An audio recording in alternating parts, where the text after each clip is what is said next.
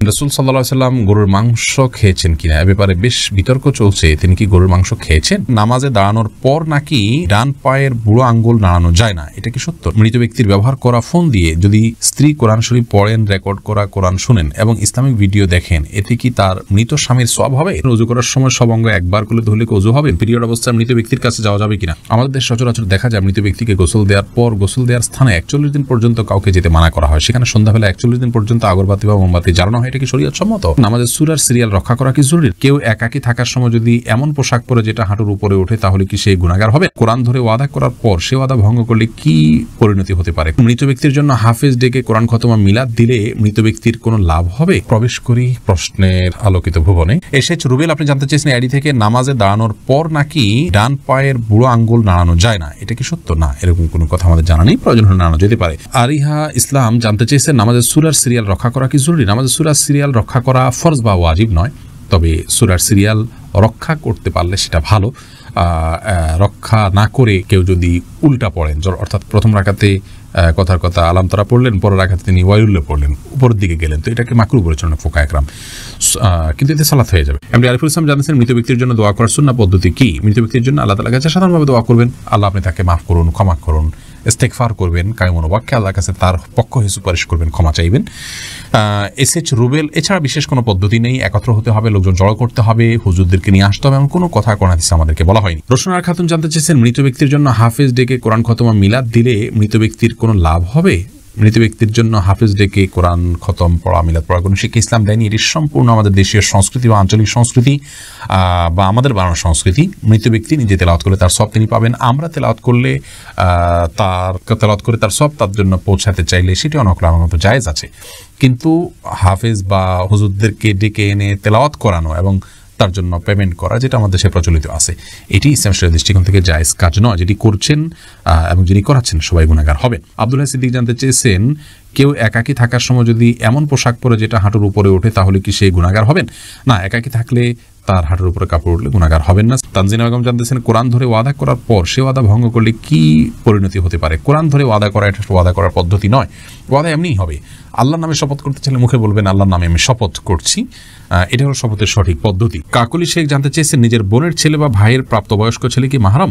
নিজের বোনের ছেলে মাহরাম এবং ভাইয়ের প্রাপ্তবয়স্ক ছেলেও মাহরাম, আপন ভাই আপন বোন হলে। মুজাহিদ হোসেন জানিয়েছেন, ওযু করার সময় সব অঙ্গ একবার করে ধুলে কি ওযু হবে? ওযু হয়ে যাবে, 3 বার করে ধোয়াটা সুন্নাত। কোরআন আলো এর দিকে জানতে চেয়েছেন, ঋণ পরিশোধের জন্য কিছু একটা আমল বলুন। ঋণ পরিশোধের জন্য সবচেয়ে বড় আমল হলো আল্লাহ তাআলার কাছে সাধারণভাবে দোয়া করবেন, চাইবেন, প্রার্থনা করবেন এবং আপনি সর্বোচ্চ চেষ্টা চালাবেন ঋণ পরিশোধের জন্য। আসমাউল হোসনা ফেনু জানতে চেয়েছেন, পিরিয়ড অবস্থায় মৃত ব্যক্তির কাছে যাওয়া যাবে কিনা? যাওয়া যাবে, এতে কোনো অসুবিধা নাই। মেহজাবিন জানতে চেয়েছেন, বিবাহের উদ্দেশ্যে পাত্রী দেখতে এলে পাত্রীর জন্য কতটুকু সাজগোজ করা শরীয়ত সম্মত?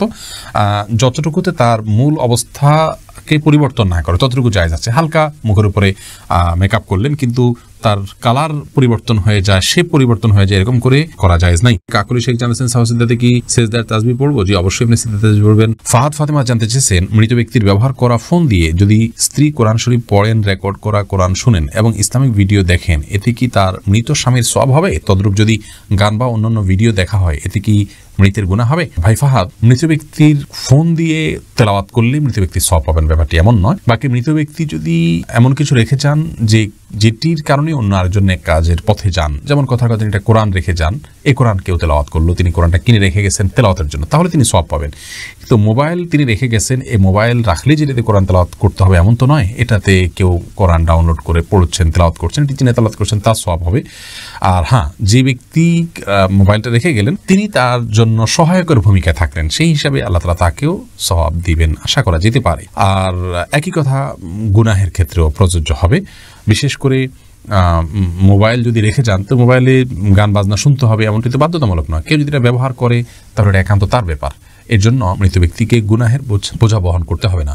জাহিদ আপনি জানতে চেয়েছেন, রাসূল সাল্লাল্লাহু আলাইহি ওয়াসাল্লাম গরুর মাংস খেয়েছেন কিনা এ ব্যাপারে বেশ বিতর্ক চলছে। তিনি কি গরুর মাংস খেয়েছেন? ভাই জাহিদ, প্রথম কথা হলো গরুর গোশত এটি হালাল হওয়ার জন্য রাসূল আকরাম সাল্লাল্লাহু আলাইহি ওয়াসাল্লামের খাওয়া শর্ত নয়। তিনি কোনো কিছু না খেলেই সেটি হারাম হয়ে যাবে, ব্যাপারটি এমন নয়। আল্লাহ রাব্বুল আলামিন কোরআনে হাকিমের একাধিক আয়াতে গরুর গোশত হালাল হওয়ার বিষয় ইঙ্গিত দিয়েছেন। যেমন সূরা আনআমে যথাসম্ভব 147 নম্বর আয়াতে আল্লাহ রাব্বুল আলামিন বলেছেন, জমিনাল ইবিল ইসনাইনি ওয়া মিনাল বাকার ইসনাইনি কুল হাররামা ইলা আখির আয়াহ। এই আয়াতে আল্লাহ রাব্বুল আলামিন সুস্পষ্টভাবে গরুর যে গোশত বা গরু এটা হালাল, এই বিষয়টিকে আল্লাহ তাআলা ইঙ্গিত করেছেন। গরুর যে আপনার যাকাত কালেকশনের নির্দেশ আল্লাহ তাআলা দিয়েছেন, সেটি কেন যদি সেটি হারামই হয় তার গোশত? এক্ষেত্রে একটি হাদিসের কথা আমরা অনেকে শুনে থাকি এবং বিভিন্ন হাদিসের কিতাবে একটা হাদিস বর্ণিত হয়েছে যে গরুর গোশতের মধ্যে রোগ আছে, ফি লাহমিহি দা ওয়া ফি লাবানিহি দাওয়া, গরুর দুধের মধ্যে শেফা বা আরোগ্য রয়েছে কিন্তু গোশতের মধ্যে অসুস্থতা রয়েছে, এরকম একটি হাদিস পাওয়া যায়। এই হাদিসকে মুহাদ্দিসদের অনেকে সহিহ বলেছেন, আলবানী রাহিমাহুল্লাহ সহিহ বলেছেন, কিন্তু অনেক মুহাদ্দিসিন ইকরাম এটিকে দাঈফ মুনকার বলেছেন। শেখ ইবনে উসাইমিন রাহিমাহুল্লাহকে এক প্রশ্ন করার তিনি এটাকে জাল বলেছেন, যে এটা মাকজুব, নবী করিম সাল্লাল্লাহু আলাইহি ওয়াসাল্লামের প্রতি এটা মিথ্যাচারের শামিল। কারণ হলো যে আল্লাহ রাব্বুল আলামিন যে পশুকে হালাল করেছেন আমাদের জন্য, কোরআনে কারিমে বিভিন্ন আয়াতে তার ইঙ্গিত পাওয়া যায়, এবং যাকাত যে নিতে বলা হয়েছে গরুর, সেটি গরুর তো এটা বাহন হিসেবে আল্লাহ তাআলা রাখেনি, অতএব এটি যদি খাওয়া হারাম হতো তাহলে আল্লাহ রাব্বুল আলামিন সেটিকে আমাদের জন্য যাকাত যোগ্য সম্পদের মধ্যে গণ্য করতেন না এবং কোরআনে কারিমে আয়াতে সেই ইঙ্গিত আল্লাহ তাআলা দিতেন না। অতএব এখান থেকে বোঝা যায় যে একটা উপকারী অনউপকারী জিনিসকে আল্লাহ তাআলা আমাদের জন্য হারাম করতেন না। তো যাই হোক, গরুর গোশত খাওয়া হালাল, এতে পৃথিবীর কোনো আলেমের দ্বিমত আছে বলে আমাদের জানা নেই, সবাই একমত। হ্যাঁ, এই হাদিসকে যারা সহিহ বলেন সে সমস্ত উলামায়ে ইকরাম আবার এটা ব্যাখ্যাও করেন যে আসলে এর মাধ্যমে নবী সাল্লাল্লাহু আলাইহি ওয়াসাল্লামের উদ্দেশ্য ছিল যে হিজাজ বা খুব বেশি গরমের এলাকায় গরুর গোশতটা মানুষের শরীরের সাথে খুব একটা যায় না, সেই জন্য সেখানের জন্য তিনি এটি বলেছেন। এটা সাধারণ বা স্বাভাবিকভাবে সব জায়গার জন্য সকলের জন্য বলেননি, এরকম একটা ব্যাখ্যা অনেক উলামায়ে ইকরাম করে থাকেন।